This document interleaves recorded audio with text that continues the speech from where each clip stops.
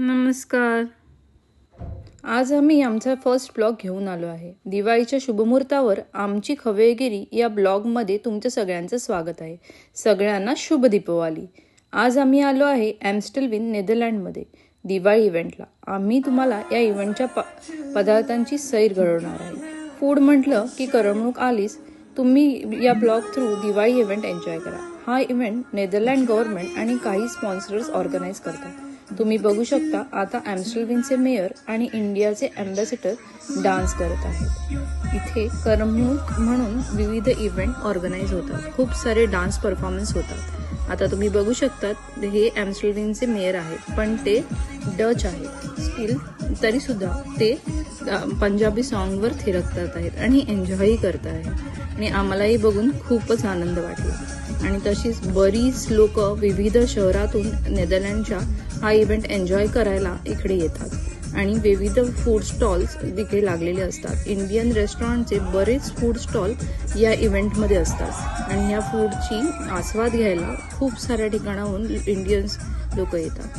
Thanks to Netherland government to organizing the event Diwali event for भारतीय people.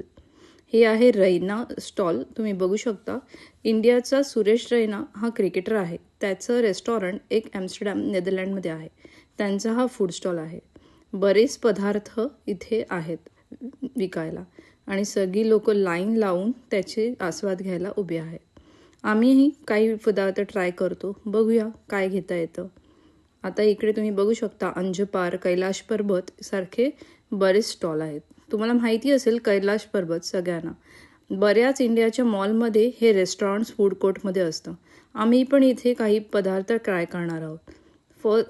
तिथे बऱ्याचदा कैलाश पर्वतमध्ये चाट, शेवपुरी, पाणीपुरी, पावभाजी असे पदार्थ मिळतात. तसेच अंजपार हे चेन्नईचं रेस्टॉरंट आहे तिकडे आणि हे नेदरलँडमध्ये ह्यांचे बरेच ब्रांचेस आहेत. तिथेही बरेच पदार्थ फेमस रेस्टॉरंट आहेत. तर आम्ही आता ट्राय करतो काही मिळतं आहे का. आम्ही या रांगेत लावून पदार्थ विविध टेस्टी पदार्थ ट्राय करतो. आता आम्ही घेतला आहे मँगो लस्सी आणि रसमलाई.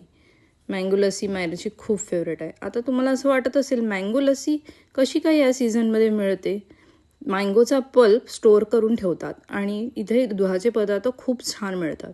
त्यामुळे बऱ्याच युरोपियन इंडियन रेस्टॉरंटमध्ये मँगो लस्सी बरेचदा पूर्ण वर्ष अवेलेबल असते. आणि आम्हालाही इथे मँगो लस्सी आणि रसमलाई खूपच सुंदर आवडली. खूपच छान होती आणि टेस्टीही होती. मायराची तर मँगो लस्सी खूप फेवरेट आहे. ती जेव्हा पण एखाद्या इंडियन रेस्टॉरंटला भेट देते तेव्हा फर्स्ट तिचं ड्रिंकमध्ये ती ऑलवेज प्रेफर करते की मँगो लस्सी घ्यावी. आणि आम्हालाही मँगो लस्सी खूप आवडली. तसेच इथे बरेच स्टॉल्स इंडियन रेस्टॉरंटचे लागले आहेत. बघूया अजून काय काय दिसतंय. सबदी हाती एक हॉटेल आहे. त्यांनी एक फूड स्टॉल लावले आहे. इथे तुम्ही बघू शकता फॉरेनर्स सर्व करत आहेत. विविध पदार्थ आहेत. व्हेज असू देत, नॉन व्हेजिटेरियन असू देत, सगळी लोक खूप आवडीने त्याचा आस्वाद घ्यायला नेदरलँडमध्ये बऱ्याच वेगवेगळ्या शहरातून इकडे या इव्हेंटला आले आहेत. इथे बघू शकता रसोई also one of the stall लागले आहे. ते ऑल्सो एक रेस्टॉरंट आहे नेदरलँडमध्ये. आणि इकडे खूपच आज गर्दी आहे. क्लायमेट थंडगार आहे. कुडकुडी थंडी चालू झाली आहे तर ऑटम सीझन, पण आता थंडी चालू झाली आहे. टेम्परेचर बघितलं तर 14 ते 15 डिग्री असं आहे.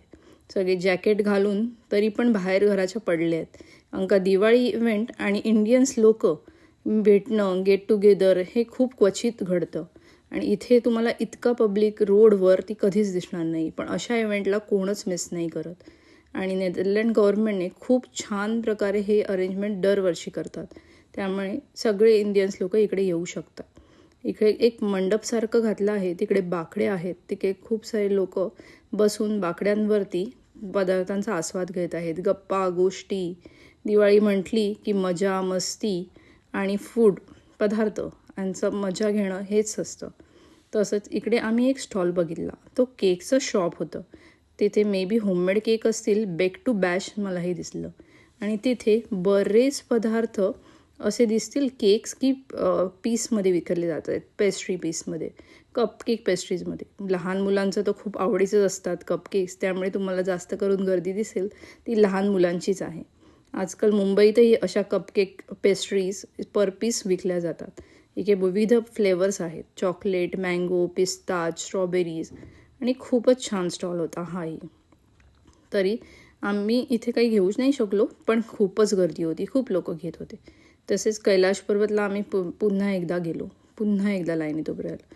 बघूया आता काय घेता येतंय. पावभाजी दिसतीये, समोसा दिसतोय आणि शेवपुरी दिसते. आम्हाला घ्यायची होती शेवपुरी, पण आम्ही खूप नंतर आल्यानं शेवपुरी तर संपली होती, अवेलेबलच नव्हती. तर आम्ही ठरवलं काय घ्यायचं, त्यानुसार ठरवून आम्ही एक वडापावची प्लेट आणि एक समोसा प्लेट असं खायचं ठरवलं. लाईन होती, आता बघतो आमचा नंबर कधी येतो. आम्हाला वडापाव आणि समोसा घेतले. वडापाव म्हटलं की मुंबईची आठवण येतेच. आपल्या देशापासून लांब आणि वडापाव हे तर वेगळंच कॉम्बिनेशन आहे. वडापाव मायराचा फेवरेट आहे, समोसा, आणि आम्ही वडापाव ट्राय करायचं ठरवलं. वडापाव मुंबईसारखा नव्हताच, पण मुंबई आणि वडापावची एक वेगळीच ओळख आहे. मायराला समोसा आवडला, वडापाव ठीक होता, पण नेदरलँडमध्ये एवढ्या लांब आपले पदार्थ खाणं आणि खूप दिवसांनी त्याची मजा घेणं ह्याच्यात काहीतरी वेगळीच और आहे. तर भूषणला वडापाव आवडला, पण तो सांगतोय मुंबईसारखा नव्हता. पण ठीक आहे, खूप दिवसांनी खाल्ल्यावर त्याचा आनंद हा वेगळाच होता. आणि इथे आम्ही पुन्हा एकदा वेगवेगळे स्टॉल एक्सप्लोअर करायला निघालो. खूप गर्दी आहे, सगळे लोक आनंदाने, लहान मुलं वेगवेगळे पदार्थ ट्राय करत आहे. आता तुम्ही बघू शकता एक बर्फाच्या गोळ्याचा स्टॉल लागले आहे. एवढ्या कुडकुडीत थंडीत बर्फाचा गोळा खायची आमची हिंमत नाही झाली, पण खूप सुंदर स्टॉल होता हो. एक छत्री लावली होती छानशी, आणि त्याच्यावर विविध कलरचे बर्फाचे गोळे. आणि पुढे आलो तर एक आम्हाला स्टॉल दिसला. तो फूडचा तर नव्हता, पण एक ग्लोबल फूड हब म्हणून एक शॉप आहे नेदरलँडमध्ये, त्यांनी हा दिवाळीच्या वस्तूंचा एक स्टॉल लावला होता. खूप सारे वस्तू, दिवाळीचे पणत्या, समई, लक्ष्मीची पावलं, स्वस्तिक, दिवाळीला लागणाऱ्या माळा, खूप साऱ्या गोष्टी एकाच जागेवर एका स्टॉलमध्ये होत्या. त्यामुळे प्रचंड गर्दी होती, खूपच गर्दी होती. आम्ही तिकडे थांबलो आणि काही गोष्टी घेण्याच्या लाईनीत उभे राहिलो. पुढे आम्ही बघितलं तर एक स्टॉल होता ज्वेलरीचा. हां, हे फूड रिलेटेड नाही आहे, पण तरीही तुम्हाला दाखवतो आहे. हे आहे एक स्टॉल होता, ते विविध इंडियन ड्रेसेसचा. आणि इंडियन असो या फॉरेनर असो, डच असो, सगळे लोक हे स्टॉल एक्सप्लोअर करत होते. त्यांच्यासाठी तर खूप नवीन होतं, पण ते तही ट्राय करत होते. मग पुन्हा आम्हाला भूक लागली, आम्ही ट्राय केलं की बघूया, अंजपायर स्टॉलवर गेलो आणि तिथून आम्ही tandoori chicken and chicken lollipop खायला. मायराचा फेवरेट आहे चिकन लॉलीपॉप, तिचं मोस्ट फेवरेट आहे. त्यामुळे चिकन लॉलीपॉप खाताना तिची स्माईल काहीतरी वेगळीच होती. त्यामुळे कुडकुडी थंडी आणि गरमागरम चिकन लॉलीपॉप आणि तंदुरी खायचं ठरवलं. दोघं पण ट्राय करतायत, बघूया काय वाटतं त्यांना. भूषणच्या पहिल्याच बाईटमध्ये भूषण एकदम म्हटलं खूप छान, आणि मायराची स्माईल बघून तुम्हाला कळलंच असेल तिला लॉलीपॉप किती आवडलं आहे. लॉलीपॉप तर तिचा खूपच फेवरेट आहे. जे तिला ओळखतात त्यांना तर नक्कीच माहिती असेल.